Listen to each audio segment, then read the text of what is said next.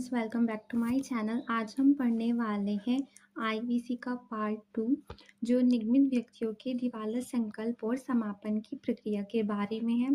इससे पहले हम थोड़ा जान लेते हैं कि एक्चुअली दिवालिया होता क्या है।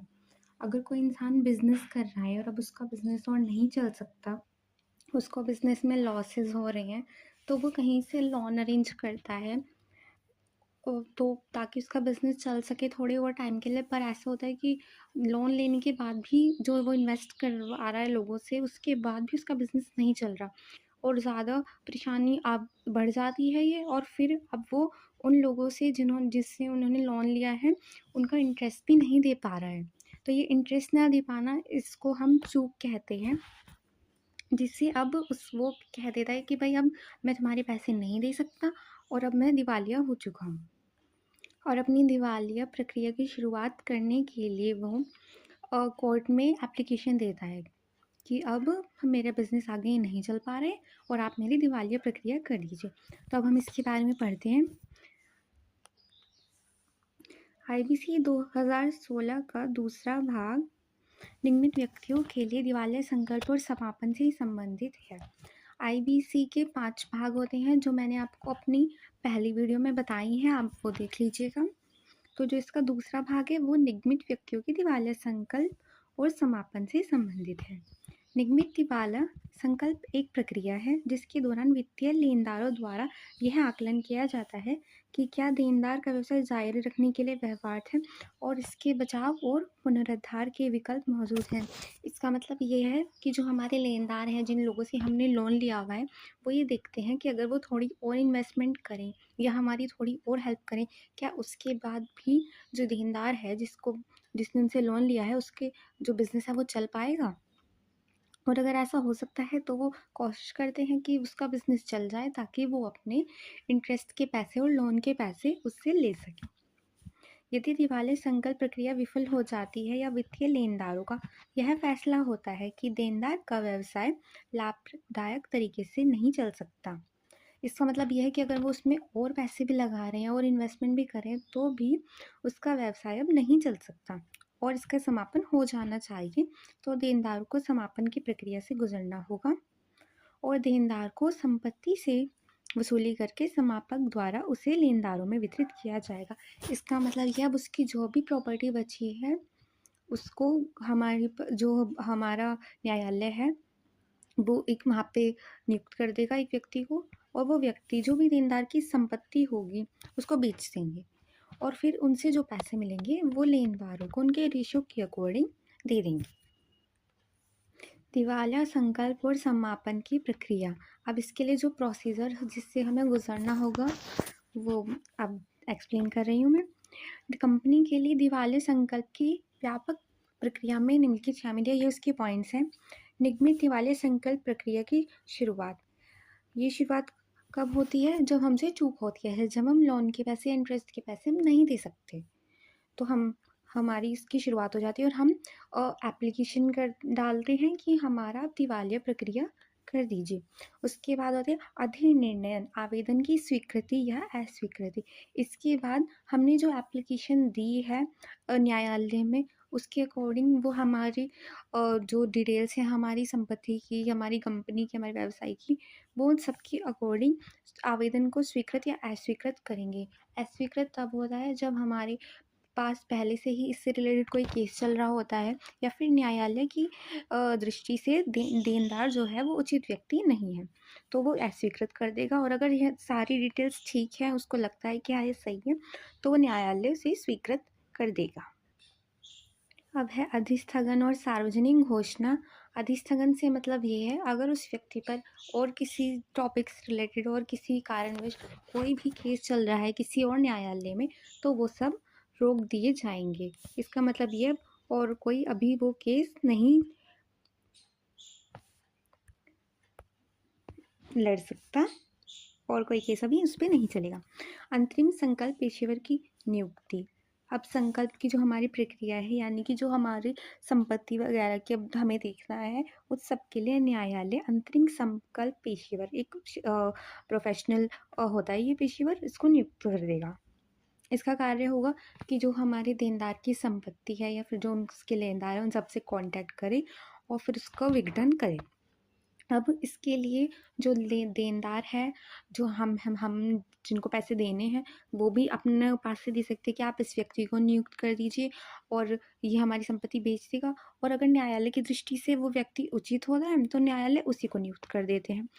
और अदरवाइज़ अगर उन्हें लगता है कि नहीं ये व्यक्ति सही नहीं है तो न्यायालय अपने पास से किसी व्यक्ति को उसका अंतरिम संकल्प पेशेवर नियुक्त कर देते हैं। अब लेनदारों की समिति का गठन, ऐसा हो सकता है कि देनदार ने बहुत सारे लोगों से लोन लिया हो, बहुत सारे लोगों से पैसे लिए हों और ऐसा भी हो सकता है कि कुछ ही लोगों से पैसे लिए हों। तो जिन भी लोगों से देनदार ने हमारे पैसे लिए हैं, उन सबकी एक समिति अंतरिम संकल्प पेशेवर नियुक्त कर लेगा कि आप सारे लोग आ जाइए जिन्होंने भी पैसे दिए हैं इसको, और फिर हम इसकी अब संपत्ति बेचने वाले हैं। और इसी के अकॉर्डिंग इनका अध्यक्ष चुना जाएगा और इसी समिति के अकॉर्डिंग जो भी डिसीजंस होंगे वो सब लिए जाएंगे कि क्या करना है। इसके बाद है संकल्प योजना की तैयारी और अनुमोदन। संकल्प योजना से मतलब है जो भी हमने अब डिसीजन लिया है कि क्या हम उसमें अब और इन्वेस्ट करें या उसको थोड़ा और टाइम दें या फिर हम इस बिज़नेस बंद कर दें, जो भी हमने प्लानिंग की है उसके से रिलेटेड या फिर उसकी संपत्तियां बेच दें, वो सब हमारी संकल्प योजना में आती है। और जैसे ही हमारी संकल्प योजना बन जाती है, हम इसको न्यायालय को दे देते हैं कि हमने ये डिसीजन लिया है। अब आता है संकल्प योजना प्रस्तुत न करने के परिणाम। अब जो लोग अब तक जिन्होंने संकल्प योजना अपनी प्रस्तुत नहीं की है, उससे क्या परिणाम होंगे कि क्या किया जाए अब। तो न्यायालय जब संकल्प योजना हमने प्रस्तुत नहीं किया, हमने बताया ही नहीं है कि हम क्या करने वाले, तो न्यायालय खुद से समापन का आदेश दे देता है कि इस व्यक्ति ने अपनी संकल्प योजना, अपना डिसीजन अब तक हमें बताया नहीं है, टाइम हमारा पूरा हो चुका है क्योंकि 180 दिन का समय मिलता है, तो वो अपने आप से ही उसको आदेश देते हैं कि आप इसकी जो ये विघटन है ये कर दीजिए। और समापन का आदेश, अब न्यायालय हमें समापन का आदेश दे देता है एंड में कि आप इनका बिजनेस बंद कर दीजिए, इनका बिजनेस अब नहीं चल सकता, वो ये समापन का आदेश। इसके बाद आता है हमारा स्वैच्छिक समापन से आपका क्या अभिप्राय है। स्वैच्छिक समापन से संबंधित प्रावधान, अब जो हम पहले जो हमने पढ़ा है निगमित व्यक्ति के लिए तो हमारा वो था, अब इसमें उसमें क्या था, उसमें चूक हो रही थी, उसमें हम पैसे नहीं दे पा रहे थे इसलिए हम अपना बिजनेस बंद कर पा रहे हैं। पर इसमें जो हमारा स्वैच्छिक है उसका मतलब ये हम पैसे दे सकते हैं, हमारे हमारे पास इतने पैसे हैं, फिर हमारे पास कर्जा नहीं है कि हमने किसी के पैसे देने ही नहीं है, हमें ज़रूरत ही नहीं है देने की, तो उसको बोलते हैं स्वैच्छिक समापन, यानी कि व्यक्ति अपनी मर्जी से अपना बिजनेस बंद कर रहा है। दिवालिया और शोधन अक्षमता संहिता 2016 का अध्याय 5 निगमित व्यक्तियों की स्वैच्छिक समापन से संबंधित है। इसका मतलब जिससे रिलेटेड हमारे पॉइंट्स हैं वो हमारे अध्याय 5 में दिए गए हैं। आईबीसी की धारा 19 में निगमित व्यक्तियों के स्वैच्छिक समापन की प्रक्रिया का वर्णन है जो इस प्रकार है। आईबीसी की धारा 59(1) के अनुसार एक निगमित व्यक्ति जो स्वैच्छिक समापन करना चाहता है और उसने भुगतान में कोई चूक नहीं की है, मतलब स्वैच्छिक समापन के लिए कौन व्यक्ति है जो अपनी इच्छा से स्वैच्छिक समापन करना चाहता है और उसने भुगतान में कोई भी चूक नहीं की है। इसका मतलब वो पैसे दे सकता है, उसका बिजनेस अच्छा चल रहा है, फिर भी वो अपना बिजनेस बंद करना चाहता है। किसी निगमित निकाय द्वारा स्वैच्छिक समापन की प्रक्रिया में ऐसी शर्तें और प्रक्रियात्मक अपेक्षा को पूरा किया जाना आवश्यक है। भले ही वो व्यक्ति अपनी मर्जी से अपना बिजनेस बंद करना चाह रहा है, पर फिर भी उसे कुछ शर्तें, जो न्यायालय की शर्तें होंगी, उनको मानना पड़ेगा, उनकी अपेक्षाओं को पूरा करना पड़ेगा कि हाँ वो व्यक्ति सही है, वो उस व्यक्ति ने कोई गलत काम नहीं किया, फिर भी वो अपना बिजनेस बंद करना चाह रहा है।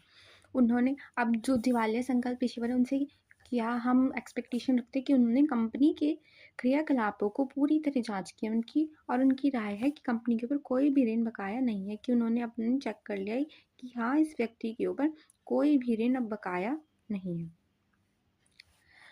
ठीक, इसके बाद आता है कंपनी का किसी व्यक्ति को धोखा देने के उद्देश्य से समापन नहीं किया जा रहा है। मतलब जो ये समापन हो रहा है किसी को धोखा देने के उद्देश्य से नहीं हो रहा है कि वो किसी के पैसे नहीं लेके भाग रहे हैं क्योंकि कोई ऋण ही बकाया नहीं है, सब चीज़ ठीक है, वो फिर भी अपना बिजनेस बंद करना चाह रहे हैं। अब उसके साथ उन्हीं संचालकों की घोषणा के साथ दस्तावेज संलग्न किए जाएंगे। इसका मतलब क्या है, जो उनके डॉक्यूमेंट्स हैं, जो उनके संपत्ति से रिलेटेड डॉक्यूमेंट्स हैं, लाभ से रिलेटेड डॉक्यूमेंट्स हैं, कि उनके पास कौन से पैसे, कितनी प्रॉपर्टी है, वो उनसे रिलेटेड अपने डॉक्यूमेंट्स वहाँ पे जमा करा देंगे कि हमारे पास हर चीज़ के डॉक्यूमेंट्स हैं, हर चीज़ सही है और हमारे पास उसके प्रूफ हैं। आईबीसी की धारा 35 से धारा 54 और अध्याय 7 के अनुबंध इस अध्याय के अधीन कॉर्पोरेट व्यक्तियों की स्वैच्छिक समापन कार्यवाही के लिए उस प्रकार लागू होंगे जैसा संदर्भ में अपेक्षित हो। इसका मतलब ये, जो भी कंडीशन होगी, हमारी जो भी सिचुएशन होगी, उसके अकॉर्डिंग हमारे लिए जो रूल्स हैं, जो हमारी कार्यवाही है, उस प्रकार हो जाएगी। जहाँ कॉर्पोरेट व्यक्ति के कार्यकलाप पूर्णतः समाप्त हो गए हैं और उनकी संपत्तियों का पूर्णतः परिनिर्धारण हो गए, वहाँ समापक न्याय निर्णायक प्राधिकारी को ऐसे कॉर्पोरेट व्यक्ति के विघटन के बारे में एक आवेदन करेगा।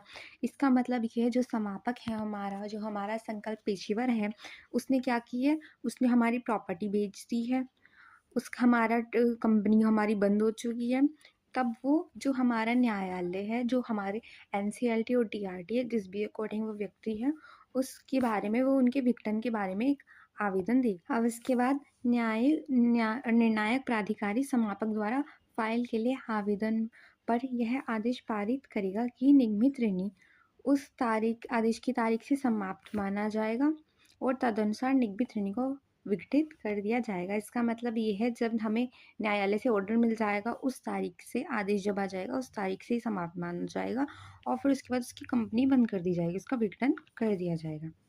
अब आदेश की एक प्रति ऐसे आदेश की तारीख से 14 दिन की अवधि के भीतर ऐसे प्राधिकारी को भेजी जाएगी जिसके पास कॉर्पोरेट व्यक्ति पंजीकृत है। इसका मतलब ये है कि जब हम कंपनी बनाते हैं, हम अपनी कंपनी का रजिस्ट्रेशन कराते हैं, अपनी कंपनी का पंजीकरण कराते हैं, तो उसके लिए हम रजिस्ट्रार के पास जाते हैं।